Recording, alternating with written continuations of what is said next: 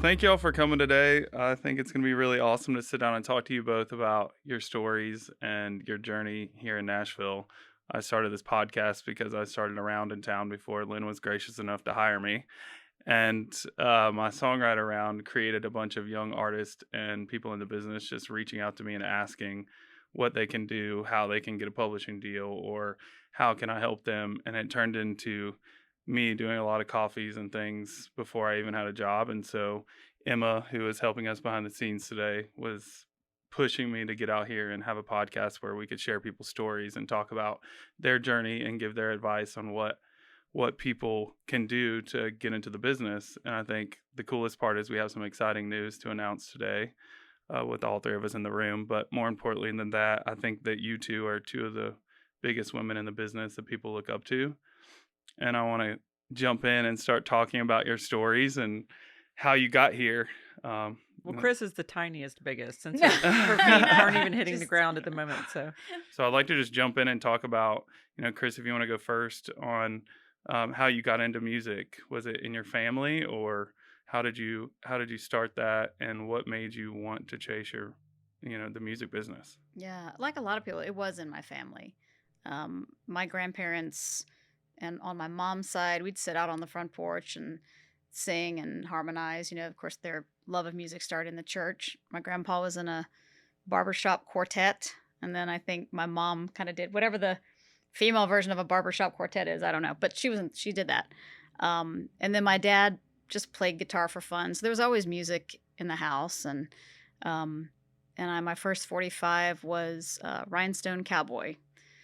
And from then on, it was just country music all the way. So yeah, that's awesome. Lynn, how about you? Very cool. I also had a lot of talent in my family. My first 45 was Come On Feel the Noise by Quiet Riot. So a little bit different. There we go. But yeah, same thing. My dad played. My aunt Machin was a singer and a country singer at that. Was on To Be a Star on the Nashville Network back in the day. And I actually played growing up. I played drums, piano, and guitar, and then realized very quickly that I like to be behind the scenes and not on stage. Big stage fright gal over here. So thankful for the podcast. So that's kind of where it came from. I figured out it took just as much dedication to be on the business side as it did to be on the artist side. Yeah. Cris, what was your first job in the business, and how did that happen? The first job I got paid for? Well, it didn't have to be a paid job, no. Good question. I think the way that we think of the music business doesn't include what I consider to be my first music business job, which was a bar on Murfreesboro Road called the Stagecoach Lounge. And I just waited tables. It was the only bar at the time. There were a couple things downtown at this point in time, because it's been a minute. You didn't really go downtown. A lot of it was kind of dangerous. Now it's an awesome mecca for music and tourism, but it wasn't really that way several years ago. So there was a bar called the Stagecoach Lounge on Murfreesboro Road, and the artists would come on their buses down 40, and they would veer off and have one more beer and sing one more song before they went home to their families. So for me, it was just heaven. I got to see artists that were on tour come in and sing a song, but they played live music every night. And I waited tables till, 1 or 2 in the morning. And I really consider that the first music business job. I was in a band when I was a kid in high school. It was called the River Boys. That will tell you how important my job in the band was. I was a female, and so I was definitely not the attraction, but that was kind of how it started here. But then in terms of the industry, I worked for Tom Collins. He hired me right out of college, and I was the receptionist for him, where I type lyrics all day. So it was a masterclass in songwriting. I just got to learn how everything was structured. And how was, in a publishing company before the technology decade, how different was that filing and keeping a catalog versus what they do now and how you get pitch songs now? Well, first of all, I was typing on a typewriter and using whiteout. Yeah. Wow. Like it wasn't even, or maybe it was a word processor, but I know you had to stick the little white thing in there and type over it to get it to erase something. I know, this is awful, That's right? awful. People are like, what is she talking about? And then you'd send it by fax to Yeah, you fax stuff. Thank God that it was after reel to reel. I didn't have to schlep. I mean, there are people that came before me that carried these reels around town and played off of like these heavy reels. So at least we had little things called DATs and then later CDs. But I started playing off of DATs, those tiny, what are they? Digital audio tape? Is that what it? That's about the size of like a little mini protein bar. but yeah, so it was different. I mean, you loaded up your big book of CDs or DATs and you went out the door and walked down the street and went into a room and flopped the big old catalog down again. You carried everything with you, and then you put CDs in, or sometimes you made CDs, but I preferred to just play in the moment because I always felt like I sat in front of people and they gave me different information than what I came in with. And I was always wanting to pivot. Normally what I thought I wanted to play, I ended up punting and doing something afterwards. So we got a lot more exercise. And I think it made us more discerning. It wasn't as easy. You had to do a lot of work to go pitch a song. So instead of just drag and drop and send, So You're a lot more thoughtful. Yeah, I think so. And I also think it was that way with demos and recordings. They weren't easy to make then. They were expensive. You had to get real musicians to play on every one of these things. And so you fought as an artist or as a songwriter for your spot on the demo session. And if your song wasn't good enough, you didn't get any songs demoed. So I think it was a really good way of developing writers. It held folks to a higher bar, and us as song pluggers as well. Wow, that is amazing. I cannot believe you just said that. Dat. And brought up reels. I've done that reel-to-reel splicing. I did that in college. Oh, that's a lot of And work. I'm over here trying to figure out what all of this You don't even know is. what that is. Yeah, No, you don't. I'm just lost. Wow. It just takes me back. I'm sorry. No, I think that's the time when I wanted to be a publisher. It's so cool to hear that story. I was actually throwing band parties when I was in middle school. There was a local antique warehouse, and my friend's dad owned it, and I said, can we have band parties here? And we got away with it for about 3 weeks before all the dope smoking alcohol came in, and they said no more. But yeah, I did that, and then I was an engineering major in school at University of South Carolina until I switched to video and photography, which Emma knows. So yeah, I was doing band reviews. I was working at a place called the Elbow Room. Sounded a little bit like the Lounge. And every band that was on the Southeastern circuit, really became the national circuit, would stop and play at the Elbow Room. So I got to meet a ton of artists. A lot of them came and stayed at our house on the floor. And I know, which I think you have kind of a similar story too. Yeah. Down there at ABAG, Zebb. And then I got an internship with Hootie and the Blowfish in 1994. And I started my internship with them the day that Cracked Review came out. Wow. Yeah. So they were literally getting off the plane from Letterman and came to do a hometown show in Columbia. And that was my first day. That's awesome. How long did that last? I stayed with them until 99 in a few different capacities. I was working at the management company, and they knew that I wanted to work with other bands, and they actually started a record label through Atlantic at the time called Breaking Records. So I went over and I became the assistant to the GM there. His name was John Caldwell, and he had previously been the day-to-day manager for Stone Temple Pilots, and had moved from LA, grew up in Los Angeles and moved to Columbia, South Carolina. So that in itself was a big turning point, big learning curve for me. I learned a lot more about the business as a whole, not just Hootie and where they fit in the business, but a lot of different things. And same thing, I was doing A&R at that age. I always say somebody's doing A&R, you're already doing it before someone really starts paying you for it, for sure. So. And Cris, you actually said something in a podcast that I listened to, trying to think about what I was going to ask here. And you were talking about it really clicked for you what A&R meant whenever someone told you that they were paying you to give your opinion. Right. And I think they might have been asking you about, being a female in the business and what that looks like. But it just caught me off guard because I was like, that's the truth. That's the scary part about our job. But also the great part is it's your opinion. And as a listener, So talk a little bit about that and like how you came from doing your first job into the next 10 years of your career. How did that evolve? Yeah, I think it's always easy to do A&R when nobody's relying on you to do it. Right, because there's no doubt, there's no your brain doesn't take over and start just fighting with itself over your opinion. You have your opinion, you listen to music, and you go, of course it's that, and you walk away, and then it's not $1 million decision or more now.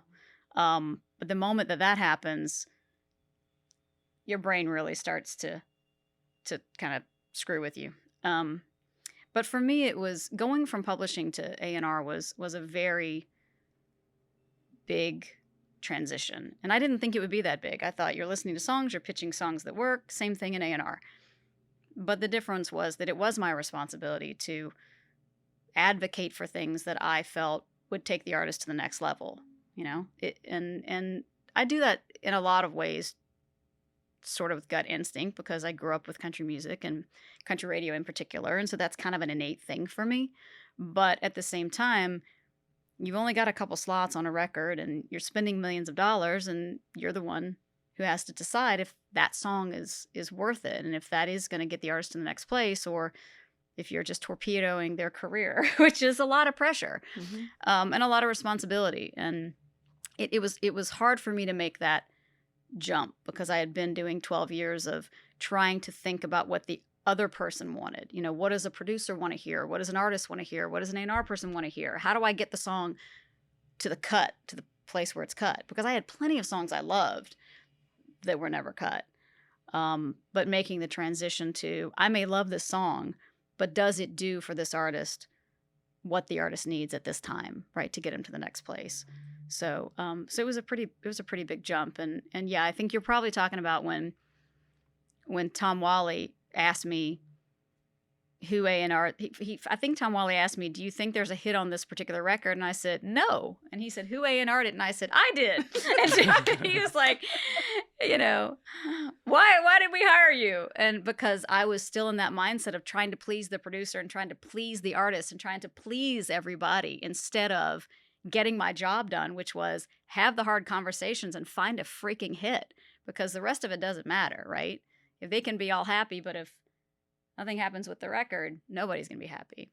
So it was Tom Whalley that set me straight. Mm-hmm. And Lynn, I guess talk a little bit about your path from Hootie to.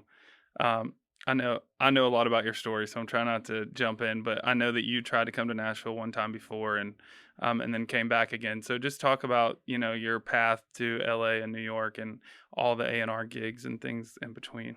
Yeah. I guess during the Hootie days, there was another band coming up. Atlantic was on fire those days, and it was Hootie and the Blowfish, Collective Soul, Matchbox 20. And there was a producer named Matt Serletic who had discovered Rob Thomas. He and his brother Dean had discovered Rob and had made these beautiful records. And I said, I want to work for that guy. So I honestly wrote him a letter. I saw on the back of Hits magazine that they were looking for a West Coast representative. And I said, well, I don't live on the West Coast, but I will move there. I'm your gal. And so they did. They let me move to LA. And I've worked out of the Arista building, like on Little Santa Monica, which I think is probably like a dermatology place now or something crazy like that. And this was big during like the Puff Daddy era and stuff, and Outkast and Pink. It was awesome. I had the time of my life living out there.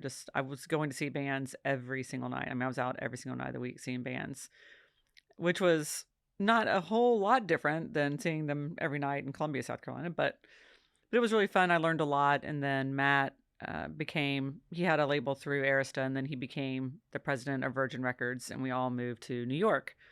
So I was in LA from 2000 to 2002, and then New York from 2002 to 2004.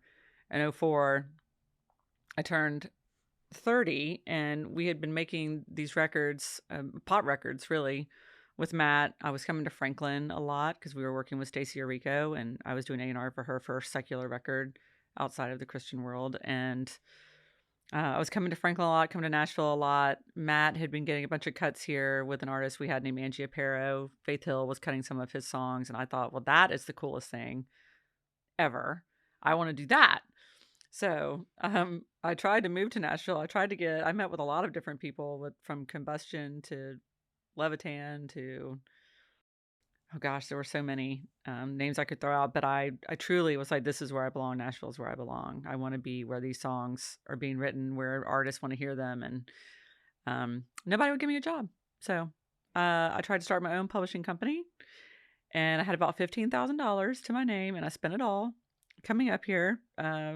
I moved from New York to South Carolina for one summer, stayed with my mom. And I was supposed to move back to Atlanta when I had left New York. I'll just backtrack a little bit.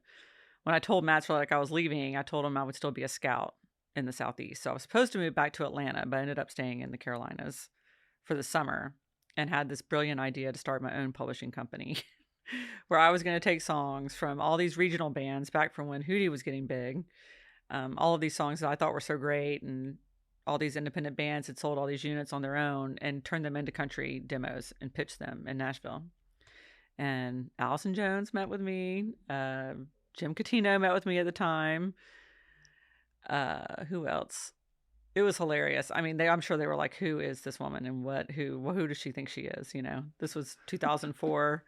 So I immediately went flat broke, which is not surprising. And because obviously you have to be here a lot longer than I was coming back and forth. But I still have a song for Kenny Chesney, by the way, that I'm going to make you listen to from that time. You know somebody. I know. I'm so excited. I think it might actually finally happen. It's called Ball of Moonlight, Bunko Mingo. We're gonna get into it. All right. They're from Charleston. Anyway, so I ended up taking a job at BMI in Atlanta, doing writer-publisher relations. And 2 weeks into that job, I met Wyatt Durrett and Zach Brown. So again, I knew I was destined to be in Nashville at some point, but that was 2005. I think a lot of my history with Zach and being on the road. And but I finally made it here in 2013. And even though I moved here with the biggest country band at that moment, or in the world at that moment, I got here and pounded the pavement all over again, just like everybody else does. And the only person that would meet with me, Cris Lacy. I can't imagine that. I'm sitting here. I'm so envious of your story. Your story is the musical story that I envisioned when I was a kid. Like all the things that happened to you when you get in the business and all the things that you did. That's your story. Like I'm just sitting here, It's nuts. Well, what she can't see is the production team was back there fist bumping when they heard P. Diddy and Outkast. We had a good time. I mean, I've certainly had a good time. I mean, it's been a lot of fun. It's been a lot of hard work and a lot of personal sacrifice, as you know. But I definitely wouldn't trade it for anything.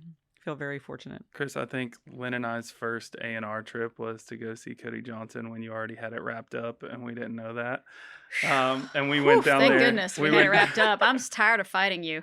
We went down there and watched him play, and on the way back, Lynn got on the radio and started playing a playlist of all the songs and artists that she used to work with that I say grew up listening to, but it was definitely in college and high school. Yeah. I was like, this is insane. How do you have their numbers in your phone? What the heck? So, well, Cris, I wanted to talk to you too a little bit about the experience. You did A&R for a good amount of time now, and just what how the pressure is different from an A&R perspective now that social media has such a hype.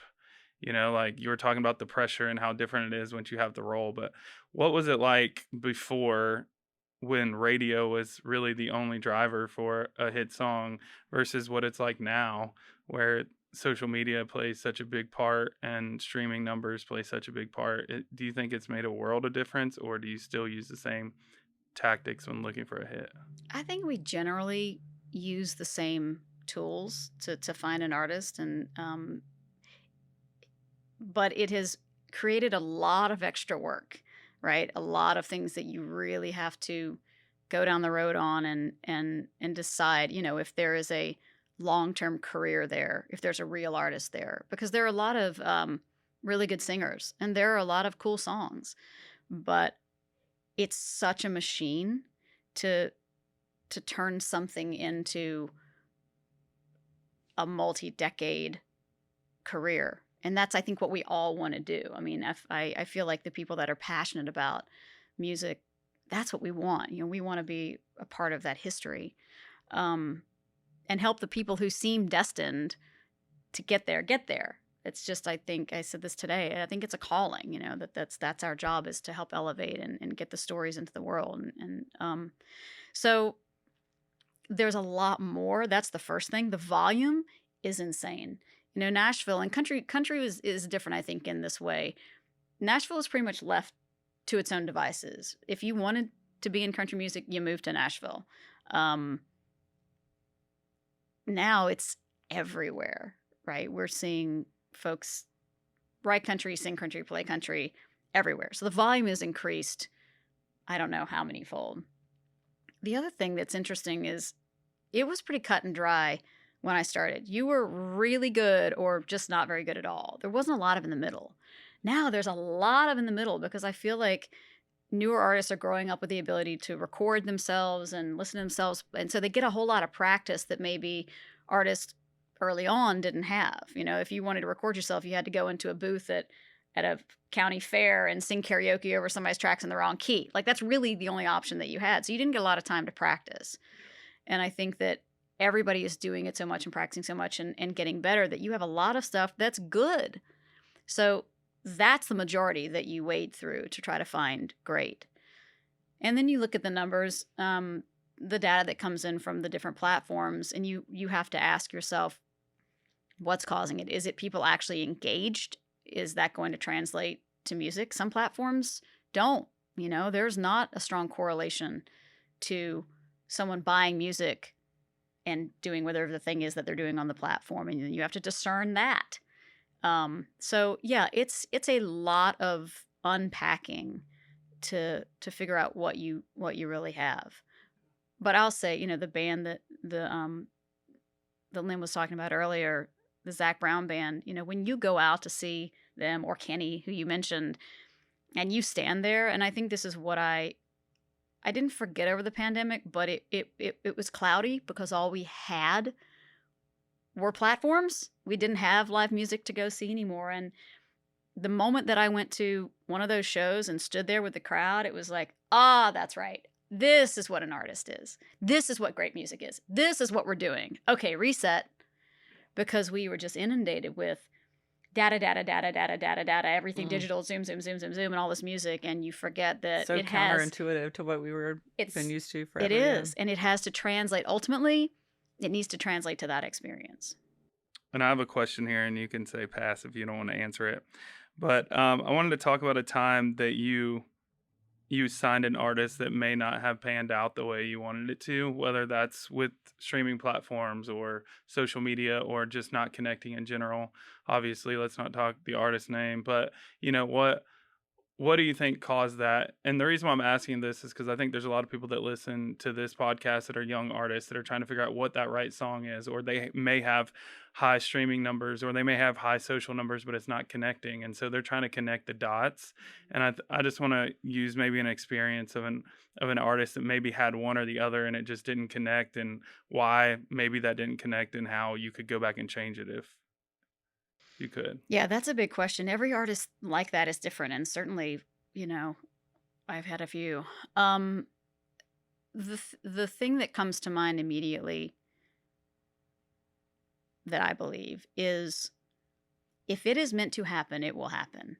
I think there are great artists, and the longevity is because they have talent, they have a smart team around them, they listen to their smart team around them, but mostly they have a very clear vision for themselves and their music, who they are, what they will and won't do.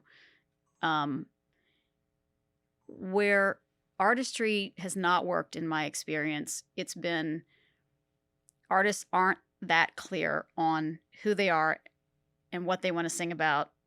And therefore, it's either not very unique, or they do too many things. They're just chasing things.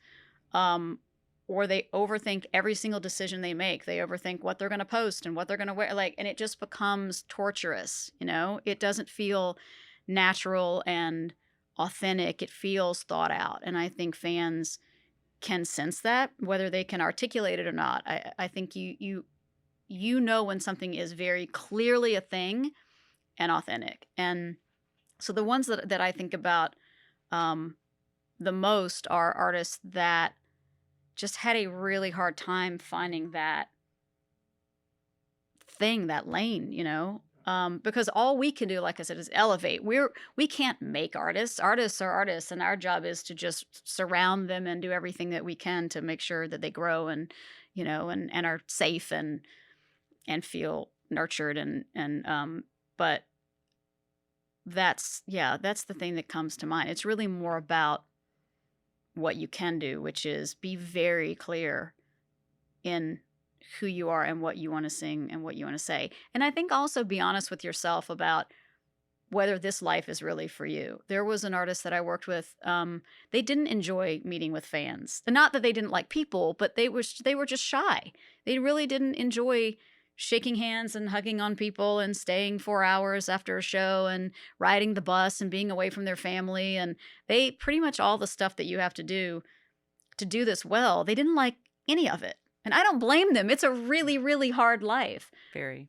But you have to know coming into this that that's what it is, right? And so if that's not a thing that you can get behind, it's going to be really hard to do this at a serious level. Lynn, I think the $1 million question for you is, how did you find Luke Combs? What made you start River House? I think that's a question working with you that everybody asks me. It's the first question, like, what made Lynn start River House, and how does she know that Luke Combs is going to be a superstar? And I'm always like, you got to hear it from her. So I think that would be a great spot just to talk about how you met Luke and what made River House become River House. Sure. Well, I had decided. So after I moved here in 2013 with Zach and Southern Ground, he had started a label and publishing company, which I was, running it from Atlanta. And I kept telling him this is going to be nearly impossible for me to do from Atlanta. I really need to be in Nashville. Our writers need to be there. We need to be in the mix, on a daily basis. So he finally caved, and that's when Paige Altone and I moved to Nashville and had a little office over there now where the Virgin Hotel is or where the Orange Theory is. But, and we were kind of getting some good stuff going, but also during that time, I think Zach was going through a big transition and he wanted to do some other things and focus on some other things. So he kind of shut down Southern Ground as we knew it. And I then took a job over at 30 Tigers where I was doing, basically marketing and distribution and a little bit of A&R, a little bit of everything, which was great. I mean, David Macias, I don't know if there's actually anyone better at A&R. I mean, he's so great on the marketing side. He's so full of ideas and full of energy and enthusiasm. It was a great time. But then I also found out right when I took that job that I was pregnant for the first time ever in my life, which was good because I was already engaged. But I was 41 and I said, oh boy, now I have to go tell these folks that I'm going to have a baby. And so there was a period of time where I was working from home, and I think having Levi and being at home with him and still being able to work, something just kind of clicked in me. Well, actually, it was my husband kind of pushing me the whole time, like, you should start your own company. You should start your own company. And I was like, that's crazy. I'm great in the building. Why would I start my own company? I'm fine where I am. And then I think there was a part of me that always thought that maybe I would have a family and then I would just want to be at home and just be a mom. And then it actually did the exact opposite. Like it lit a bigger fire under me. And when you've already been working for 20 something years and you somehow have a different fire, I think I realized that maybe I had always been an entrepreneur, and maybe that's why I was never genuinely always happy, even though I had a great gig at 30 Tigers. I had a great gig at BMI. I had a great gig at Virgin doing A&R. Like, they were always great gigs. They were always great people, but there was always something I thought maybe there's something wrong with me until I started my own company, and then it clicked. I was like, oh, I needed to be doing this the way I want to do it. So I had actually, in the fall of 2015, gone to Macias and told him I wanted to start my own label. And he said, "That's great. You're obviously going to do it with me." And I said, "Obviously, I'm going to do it with you." And I said, "I'm also going to start a publishing company because I don't think that one or the other is going to keep the lights on. So I'm going to do both." And he said, "Okay." And I stayed there until February of 16 because I was working with the incomparable Lucinda Williams, and she had a record coming out, and I didn't want to leave in the middle of that campaign because I had become close with her and her husband, Tom. And so I stayed through February of 16, and then somewhere between that September that I decided to start the label and February when I was leaving, Chris Cappy, who we all know and love here, had moved to Nashville. Cappy, you'll love this. I had rented a room from Cappy back in when I was on the road with the Zebb Brown Band from like 2007 to 2010. I was a complete gypsy, sold my car, got rid of my loft. I literally lived on the road. See, this is what I'm saying. I'm just like, look, I mean, come on. Like, this is the Hollywood story of how you make it in the music business. This is fantastic. The Atlanta, Georgia way. Yeah, so because I was never home. I mean, I'd be gone for 9 weeks at a time. And Cappy was gone doing the boats, and we had been friends just through Atlanta and our friends in Atlanta.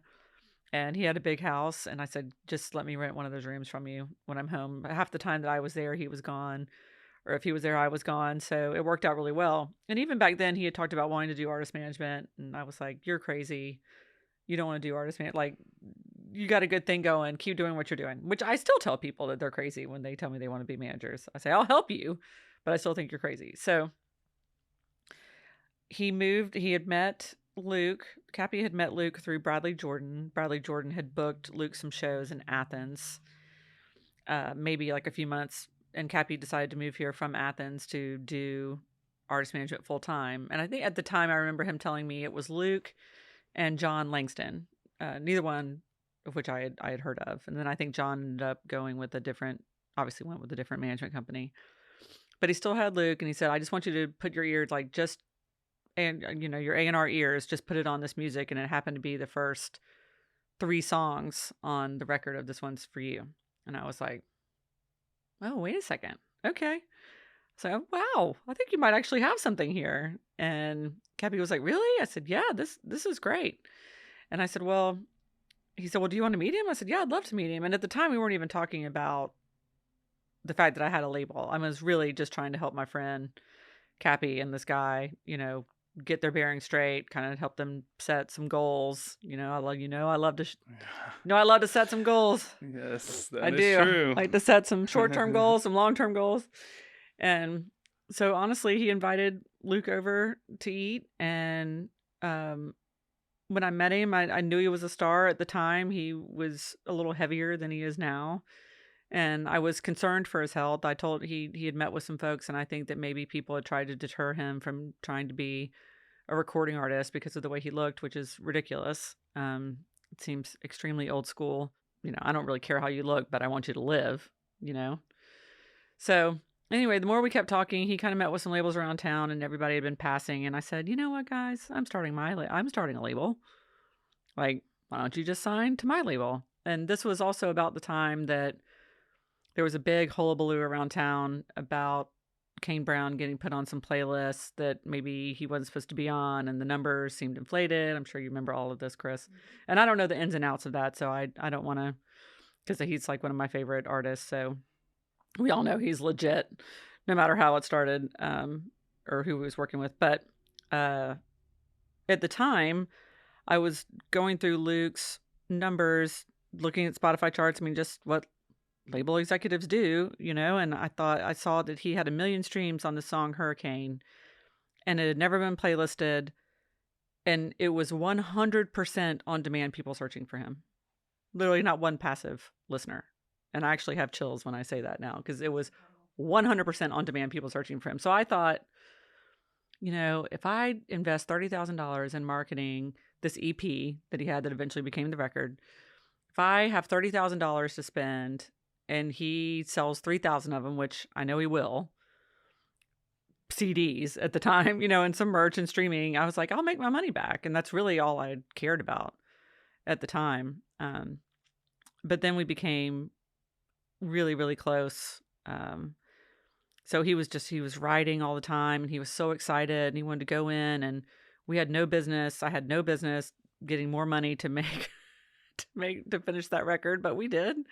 We made a whole record, and then people started taking notice, and that's when the majors came back around, started knocking on his door again. But this time he had me to go in and help him get the deal of a lifetime. So that's pretty much how it happened. I mean, the fans were telling me, you know, and as Cris said earlier, I mean, everybody's journey is different. You know, I wish that they all worked out that way, but they just don't. But that engagement is what's so huge. You know, if you have 25 followers and all 25 of them are engaged, that's great. If you have, 2 million and only 2,500 are engaged, that's not so good. So like you said, we have to look at all of that stuff. But I think instinctually too, and what you said earlier, I really loved. It's like, there are artists that I love, and we made what I think were great records that never even came out, and those are tough. And I think that's, if we can say anything to any young artist, recording artist, or writer, any creative, you have to know what you want, and we're here to help you execute it. And that comes from experience, that comes from instinct, it comes from a lot of different places, and the planets have to line up. You can't say why one breaks or one doesn't, because a lot of it, people say, is luck, but it's just being at the right place at the right time. If you're working, someone is going to recognize it and going to realize it and want to help you. There's a lot of people that wanted to give me money for my company after, the label after Luke came out. Well, and that's what I was going to ask you to kind of. It's like, now you want to give me money. And you really needed it 6 months ago, or back in 2005 when I went flat broke. Yes. Pitching songs to Jim Catino. Well, and that's what I was going to say. Elaborate a little bit more on, after signing Luke, the expansion of River House to like where it is now. Well, I think for me, like I've like you said earlier, we've both worn a bunch of different hats, and I know that management is not for me, but I do know that there's a lot of younger executives who want to be managers, and I want them, or any kind of executive, not just a manager, but an A&R rep, digital marketing, whatever it may be. I feel like I have enough experience now that I don't have to be the one that's close with the artist. I don't have to be, someone's best friend. I'm really now focused on Zebb and Kayla and the y'all in the office who are our future leaders. I know what to say to Luke Combs. I know what to say to Steven Wilson Jr. I know what to say to all these artists. My point is, you guys need to know what to do and what to say. So I really want to be here and help the future leaders of our industry. And I just don't know if there's anything more important than, do I need to go out and sign another artist? Probably not. Will I? Ryan Charles? Yes, I will. Because I can't help myself.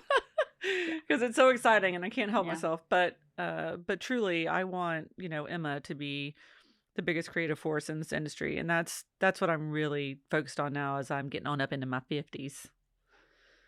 I don't have to be at every award show. I don't have to be at every concert. Jazz Fest, I'll be there in May. Thank you. But can I contradict myself anymore than I am right now? Cris, help me. I think you're perfectly clear. Well, I think this is the perfect leeway to talk about why we even are here today.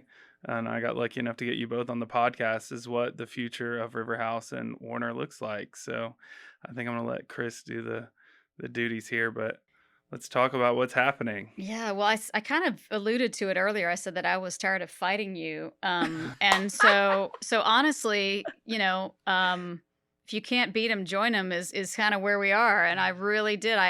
We've been on the other side of deals for many years, and we've been trying to work together. The Luke deal came across our desk, and we've there've just been so many artists that we have either been trying to sign away from one or the other, or that we've been trying to partner on. So the time, and I think it is the perfect time for us, came when Lynn and River House we're looking for a new home, and we are proud to say that that new home is Warner Music Nashville. Yeah.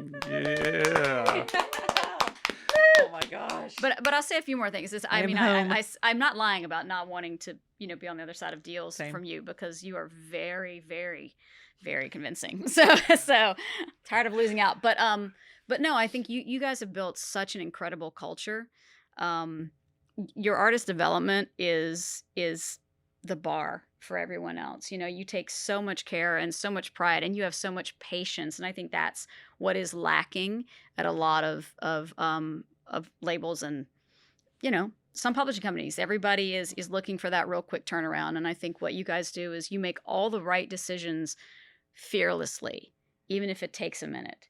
And that is, the proof is in the incredible artists that you've found, worked with, and taken to superstardom. So the resume speaks for itself, but just the culture is very inspiring. And when I look around and think about what we should be doing as an industry, again, in order to help grow and nurture and all of that, you guys, you're doing it the best. So we are really, really excited.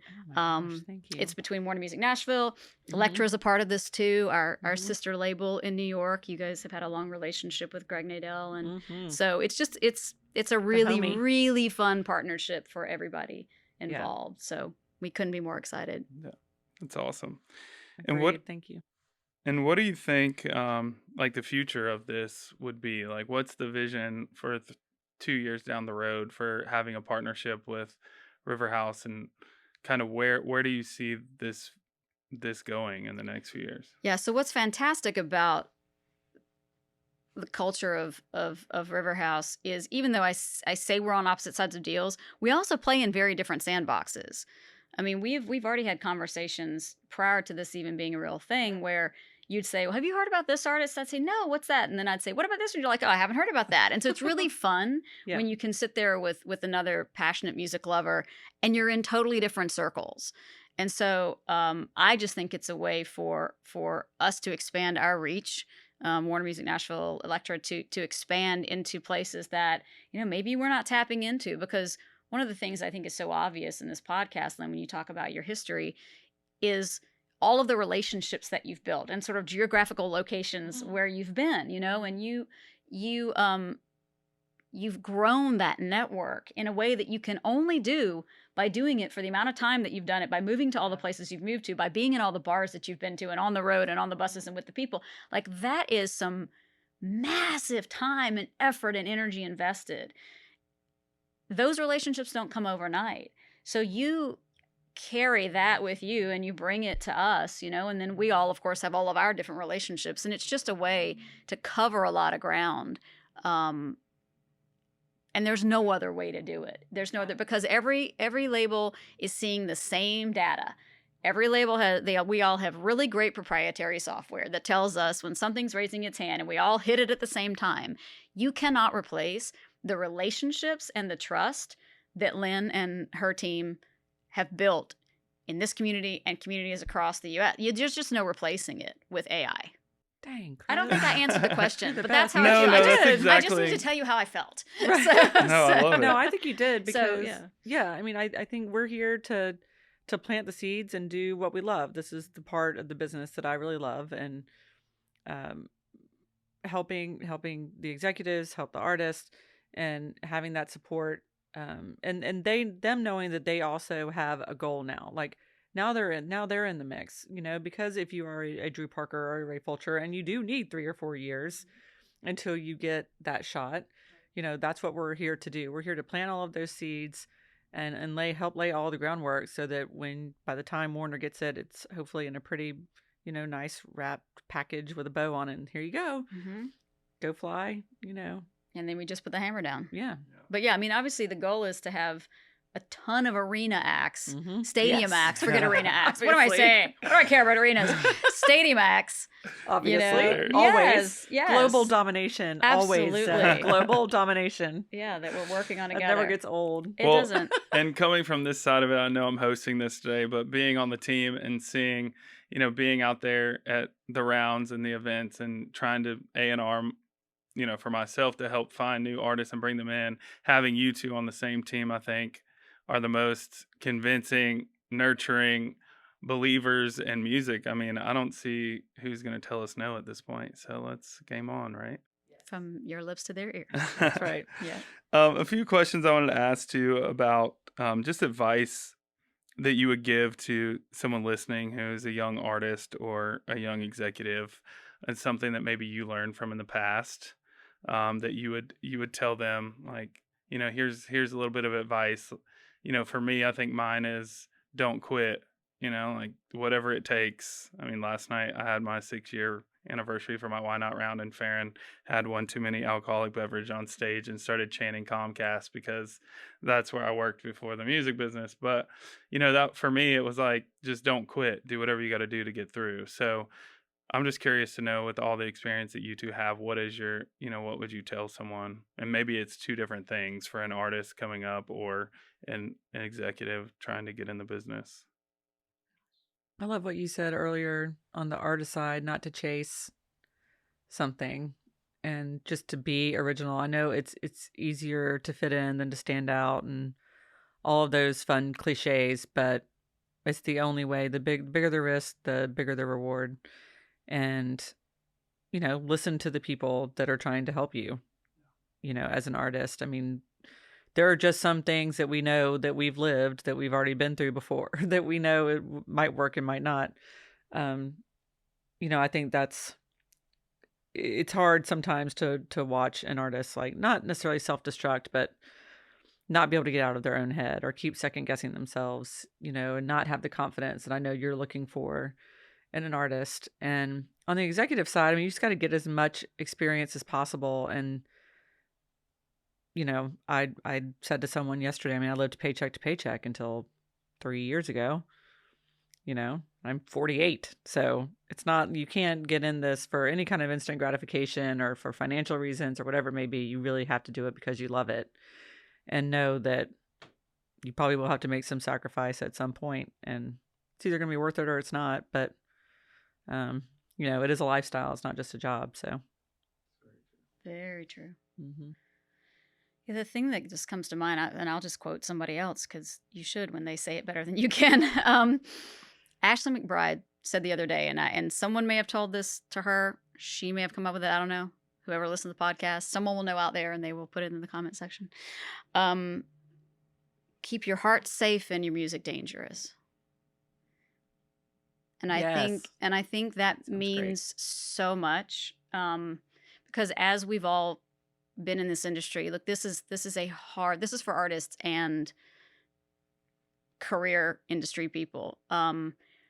This is a hard industry on your heart. It requires that you become extremely vulnerable and yet have the toughest skin on the planet and do them simultaneously, right? If you're going to write a song or sing a song, you really have to pour everything that you are into it and know that it's going to be torn apart, and stand strong in the middle of that.